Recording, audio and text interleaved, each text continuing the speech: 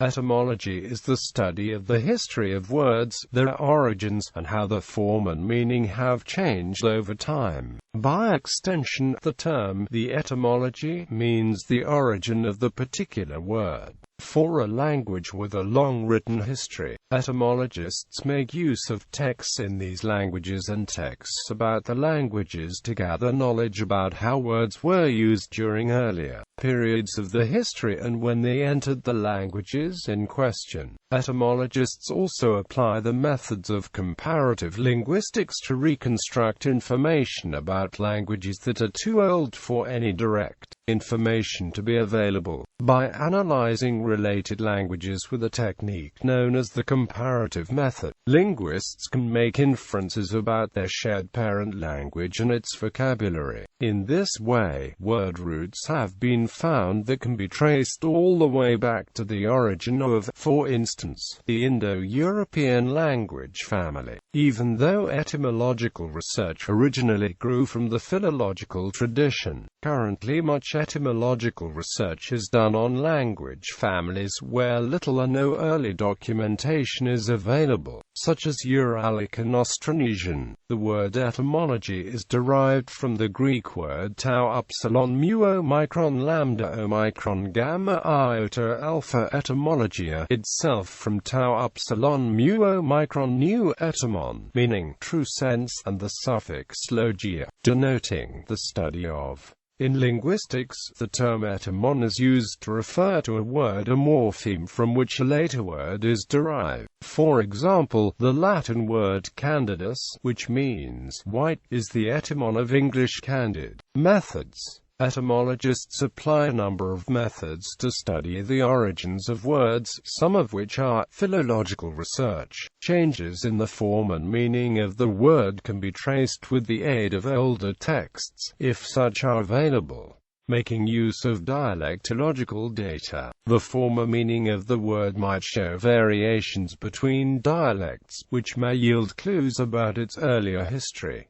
The comparative method. By a systematic comparison of related languages, etymologists may often be able to detect which words derive from the common ancestor language and which were instead later borrowed from another language. The study of semantic change. Etymologists must often make hypotheses about changes in the meaning of particular words. Such hypotheses are tested against the general knowledge of semantic shifts. For example, the assumption of a particular change of meaning may be substantiated by showing that the same type of change has occurred in other languages as well.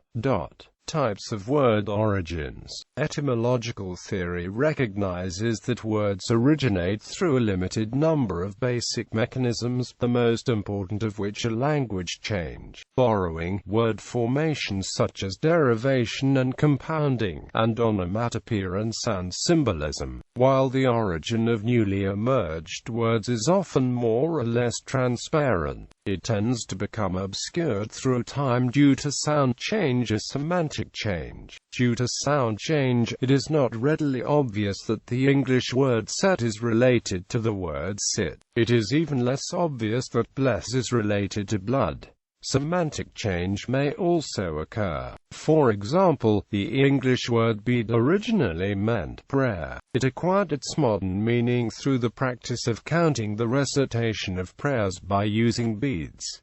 English language. English derives from Old English, a West Germanic variety, although its current vocabulary includes words from many languages. The Old English roots may be seen in the similarity of numbers in English and German, particularly 7, 7, 8, ACHT, 9, 9, and 10, Zen. Pronouns are also cognate: I, mine, meik, mein, mich, thou, thine, thee and du, deen, dick, we, we, us, uns, she, she, your, ihr. However, language change has eroded many grammatical elements, such as the noun case system, which is greatly simplified in modern English, and certain elements of vocabulary, some of which are borrowed from French. Although many of the words in the early English lexicon come from Romance languages. Most of the common words used in English are of Germanic origin. When the Normans conquered England in 1066, they brought the Norman language with them. During the Anglo-Norman period, which united insular and continental territories, the ruling class spoke Anglo-Norman, while the peasants spoke the vernacular English of the time. Anglo-Norman was the conduit for the introduction of French into England, aided by the circulation of langue d'oil literature from France. This led to many paired words of French and English origin. For example, beef is related, through borrowing, to modern French bœuf, veal to veau, pork to porc, and poultry to poulet. All these words, French and English, refer to the meat rather than to the animal. Words that refer to farm animals, on the other hand, tend to be cognates of words in other Germanic languages. For example, swine, Schwein, cow, Kuh, calf, Kalb, and sheep, Sheh. The variant usage has been explained by the proposition that it was the Norman rulers who mostly ate meat and the Anglo-Saxons who farmed the animals. This explanation has passed into common folklore but has been disputed. Assimilation of foreign words. English has proved accommodating to words from many languages. Scientific terminology, for example, relies heavily on words of Latin and Greek origin, but there are a great many non-scientific examples. Spanish has contributed many words, particularly in the southwestern United States. Examples include buckaroo, alligator, rodeo, savvy, and states' names such as Colorado and Florida, albino, palava, lingard, veranda, and coconut from Portuguese, diva and prima donna from Italian, smorgasbord, slalom, and ombudsman are from Swedish, Norwegian and Danish, sauna from Finnish, adobe, alcohol, algebra, algorithm, apricot, assassin, caliber, cotton, hazard, jacket, jar, julep, mosque, Muslim, orange, safari, sofa, and zero from Arabic, behemoth, hallelujah, Satan, jubilee, and rabbi from Hebrew, tiger, steppe, Bolshevik, and Sputnik from Russian, Brahman, guru, karma, and pandit from Sanskrit, honcho, sushi, and tsunami from Japanese, dim sum, gung-ho, kowtow, kumquat, ketchup, and typhoon from Cantonese, kampong and amoka from Malay, and boondocks from the Tagalog word for hills, mountains, bundok. Surprisingly few loanwords, however, come from other languages native to the British Isles. Those that exist include coracle, cromlech and flannel, gull and penguin from Welsh, galore and whisky from Scottish Gaelic, phony, trousers, and tory from Irish, and dearie and canny from Scots. Many Canadian English and American English words are loanwords from indigenous American languages, such as barbecue, bayou, chili, chipmunk, hooch, hurricane, husky, mesquite, opossum, pecan, squash, toboggan, and tomato. History. The search for meaningful origins for familiar or strange words is far older than the modern understanding of linguistic evolution and the relationships of languages, which began no earlier than the 18th century. From antiquity through the 17th century, from Panini to Pindar to Sir Thomas Browne, etymology had been a form of witty wordplay, in which the supposed origins of words were changed to satisfy contemporary requirements. The Greek poet Pindar employed creative etymologies to flatter his patrons. Plutarch employed etymologies insecurely based on fancied resemblances in sounds.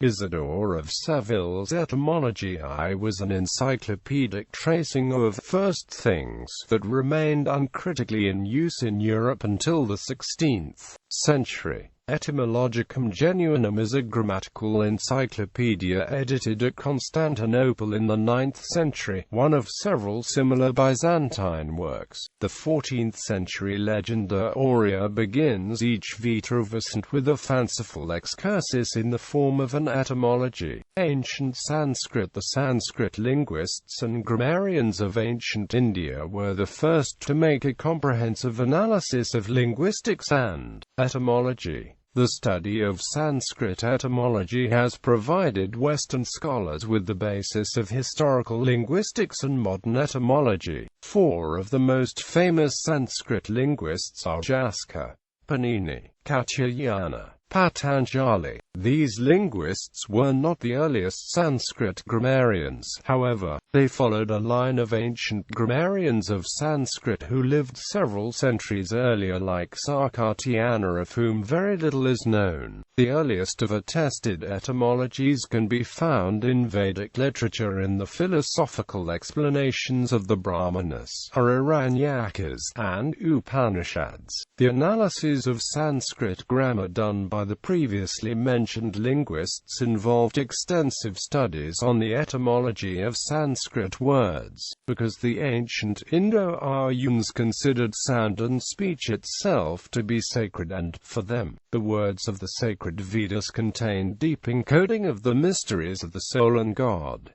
Ancient Greco-Roman, one of the earliest philosophical texts of the classical Greek period to address etymology, was the Socratic dialogue Pratylus by Plato. During much of the dialogue, Socrates makes guesses as to the origins of many words, including the names of the gods. In his odes Pindar spins complementary etymologies to flatter his patrons.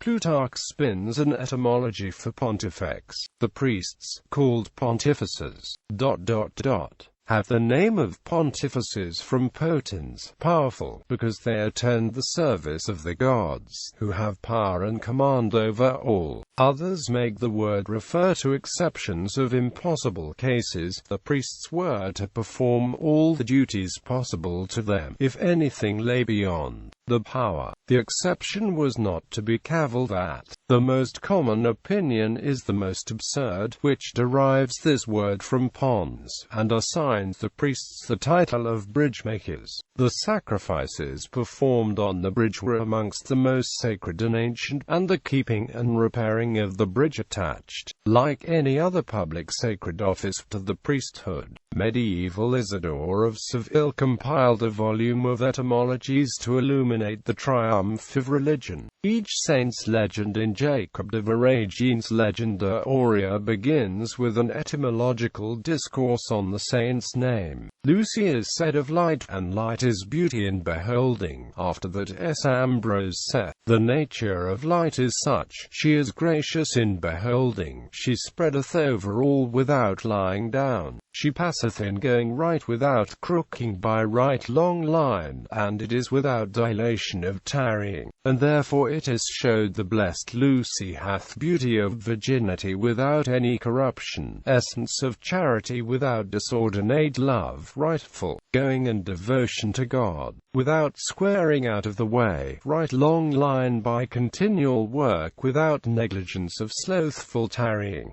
In Lucy is said, the way of light. Modern era etymology in the modern sense emerged in the late 18th century European academia, within the context of the wider Age of Enlightenment. Although preceded by 17th century pioneers such as Marcus Zuerius van Boxhorn, Gerardus Vossius, Stephen Skinner, Elisha Coles, and William Wotton, the first known systematic attempt to prove the relationship between two languages on the basis of similarity of grammar and lexicon was made in 1770 by the Hungarian János Sajnovics, when he attempted to demonstrate the relationship between Sami and Hungarian. The origin of modern historical linguistics is often traced back to Sir William Jones, a Welsh philologist living in India, who in 1782 observed the genetic relationship between Sanskrit, Greek and Latin. Jones published his The Sanskrit Language in 1786. 1886, laying the foundation for the field of Indo-European linguistics.